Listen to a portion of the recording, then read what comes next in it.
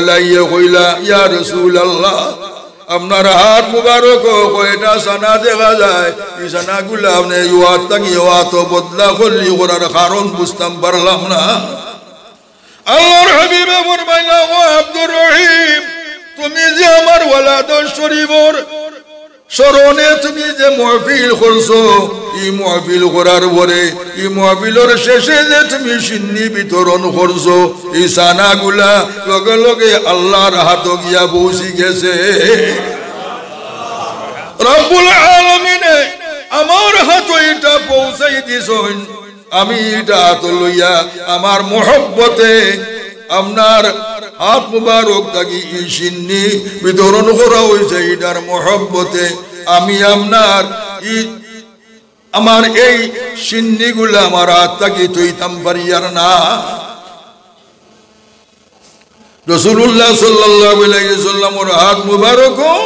এই সিন্নি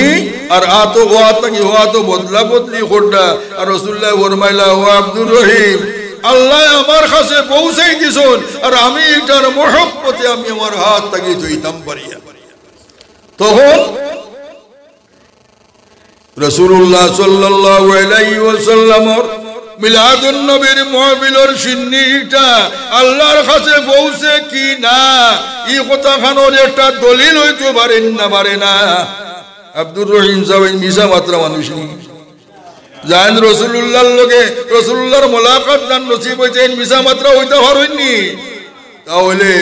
আল্লাহর ওলি আল্লাহর হাবিবর দিদার তার নসিব হইছে আর রাসূলুল্লাহ সাল্লাল্লাহু আলাইহি ওয়াসাল্লামের হাত তার এই সিন্নি খানা রাসূলুল্লাহর হাতে পৌঁছায় এটাও সহিহ সত্য তাই যেখানে মিলাদ শরীফ পড়া হয় এই জায়গার মধ্যে এক রিওয়ায়াত মতো 40 দিন পর্যন্ত আল্লাহর পক্ষ থেকে রহমত নাযিল হইতে থাকে অপর আরেক রিওয়ায়াত এক বছর পর্যন্ত এই জায়গার মধ্যে আল্লাহর পক্ষ থেকে রহমত নাযিল হইতে থাকে সুবহানাল্লাহ মুহতারাম হাজিরিন এই মিলাদ শরীফ পাঠ করা হয় কিতাব মিলাদ শরীফ পাঠ করা হয় রাসূলুল্লাহর জন্মের বৃত্তান্ত যেটা রাসূলুল্লাহর জন্ম বৃত্তান্ত আলোচনা করলে আল্লাহর পক্ষ থেকে খয়র বরকত আয় এটার গ্রহণযোগ্যতা আছে বলে একদিন হযরতে জাবির রাদিয়াল্লাহু তাআলা আনহুর কাছে গরো আল্লাহর হাবিবে তশরিফ নিয়া দেখলা তার গরো তার পরিবার যারারে লইয়া কিতা আলোচনা করলা হঠাৎ করি রাসূলুল্লাহ তশরিফ নিলা ইয়া যখন তশরিফ নেওয়ার পরে যারা উঠি গেলা আল্লাহর হাবিবে জিজ্ঞাসা করলা তুমি তার ইনো কিতা আলোচনা করা আসলে আমারে দেখিয়া উঠি গেলাই দেন জবাব দিলা ইয়া রাসূলুল্লাহ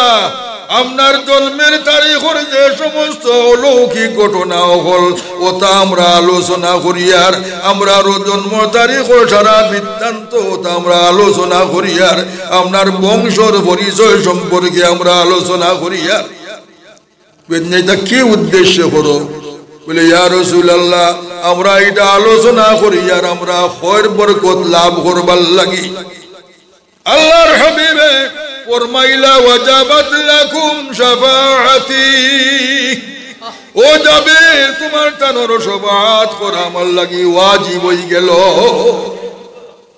তাতে বুঝা গেল কিতা রাসূলুল্লাহর জীবন বৃত্তান্ত আলোচনা করা যেটা আমরা পরদিনজি কিতাবের মধ্যে সারা জমা করতেন হযরত বন্দিত রাহমাতুল্লাহ আলাইহি ওটা আলোচনা করারে রাসূলুল্লাহ পছন্দ করলা না পছন্দ করলা পছন্দ করেন পছন্দ না করলে তো রাসূলুল্লাহ ইসু সংবাদ দিলা না মানে ওয়াজাবাত লাকুম শাফাআতি তোমার তানো এই আলোচনা করার কারণে আমার তোমার তানো শাফাআত করা আমার উপরে ওয়াজিব হয়ে গেল এর দ্বারা পরিষ্কার হয়ে গেল এই খামর উপরে আল্লাহর রাসূল খুশ আর আল্লাহর রাসূল যেখানে খুশ যেখানে আল্লাহ বেজান না খুশ আল্লাহ খুশ মুহতারাম হাজিরিন একদিন মসজিদে নববী আল্লাহর হাবিবে তশরিফ নিছেন গিয়া শুনলা হযরতে হাসান ইবনে সাবিত রাদিয়াল্লাহু তাআলা আনহু ইলা শাহির রাসূলুল্লাহর শানওতান কবিতা হল লেখতার পড়তা